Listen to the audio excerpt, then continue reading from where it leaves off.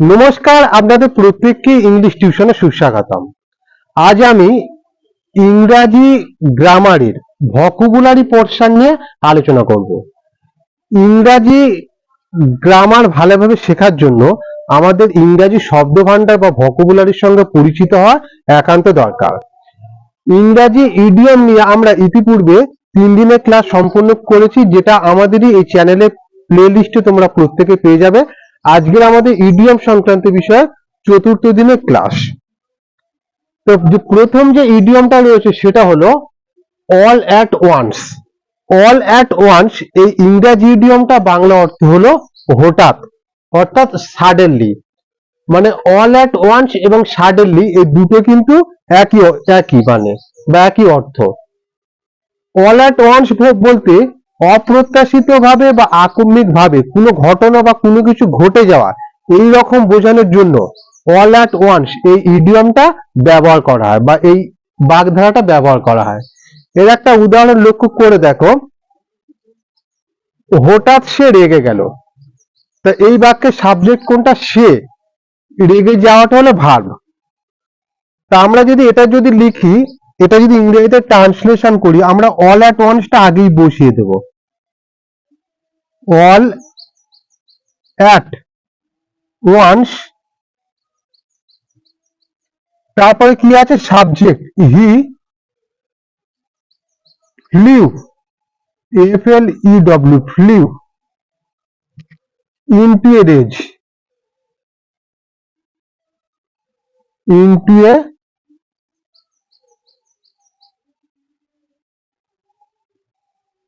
all at once he flew into a rage, মানে হঠাৎ সে রেগে গেল।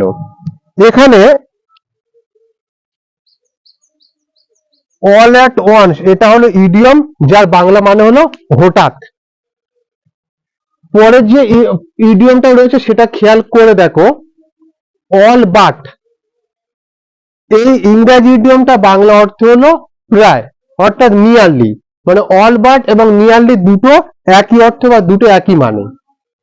প্রায় বলতে মানে কাছাকাছি কোনো জিনিস বা কোনো কিছুর ক্ষেত্রে, মানে প্রায় নিকটবর্তী, প্রায় কাছাকাছি, এই রকম বোঝানোর জন্য বা প্রায় এই রকম বোঝানোর জন্য অল বাট এই ইডিয়মটা ব্যবহার করা হয়। এর একটা উদাহরণ খেয়াল করে দেখো, রোগীটি প্রায় মৃত ছিল, মৃত নয় কিন্তু, মানে প্রায় মৃতর কাছাকাছি, অলমোস্ট মৃত ছিল কিন্তু মৃত নয়। এটাকে যদি আমরা ইংরেজিতে লিখি, দ্য পেশেন্ট, রুগী ইংরাজি কি? পেশেন্ট, PATIENT, পেশেন্ট ওয়াজ, এখানে কি বলেছে? ছিল, তাহলে ওয়াজ।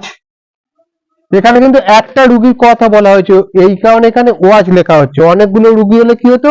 ওয়ার। এবং আমরা ওয়াজ ইজ না লিখে ওয়াজ কেন লিখলাম? এখানে যেহেতু ছিল, অর্থাৎ অতীতকালের পাস্ট টেন্সের কথা বলা হচ্ছে। The patient was all but, এখানে মৃত, মৃত ইংরেজি কি? Dead, DEAD, dead. রুগীটি প্রায় মৃত ছিল, the patient was all but dead. এখানে ইডিয়মটা কোনটা? এখানে ইডিয়মটা হলো অল বাট। অল বাট মানে প্রায়। এর পরের উদাহরণটা খেয়াল করে দেখো, এর পরের যে 3 নম্বর যে উদাহরণটা বলছে সেটা হলো all day long. All day long এই ইডিয়মটা বাংলা অর্থ হলো সারাদিন, অর্থাৎ through out the day. Through out the day মানে কোনো কিছু একটা ঘটনা বা কোনো কিছু একটা কার্যক্রম যেটা সারা দিন ধরে পরপর ঘটে চলেছে বা ধারাবাহিকভাবে ঘটে চলেছে, এই রকম বোঝানোর জন্য অল ডে লং এই ইডিয়মটা ব্যবহার করা হয়।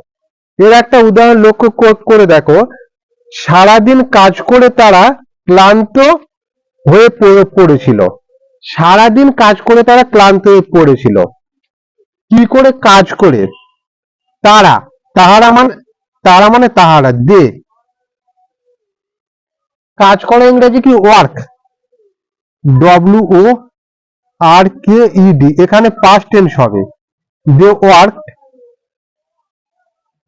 সারাদিন, they work all day long, all day long, they worked all day long, and কি হয়ে পড়েছিল, তারা ক্লান্ত হয়ে পড়েছিল, and আচ্ছা আর সাবজেক্ট লেখার দরকার নেই, and grew tired, GREW, grew tired, TIRED, grew tired, সারাদিন কাজ করে তারা ক্লান্ত হয়ে পড়েছিল, এটা ইংরেজিটা হলো they worked all day long and grew tired.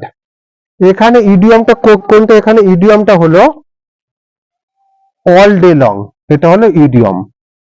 পরে ইডিয়মটা খেয়াল করে দেখো, 4 নম্বর যে ইডিয়মটা দেওয়া রয়েছে সেটা হলো অল গ্রিক, মানে দুর্বোধ্য, অর্থাৎ টোটালি আনইন্টেলিজেবল, মানে কোনো কিছু একটা জিনিস, যে জিনিসটা বুঝতে পারছি না, বা যে জিনিসটা আমাদের বোধগম্য নয়, এই রকম বোঝানোর জন্য এই ইডিয়মটা ব্যবহার করা হয়। এর একটা উদাহরণ হলো, সে যা বলল তা আমার কাছে দুর্বোধ্য, মানে সে যেটা বললো সেটা আমি বুঝতে পারিনি, মোদ্দা কথা এটা, বা সেটা আমার কাছে বোধগম্য হয়নি। What he says, what he says is, what he says is all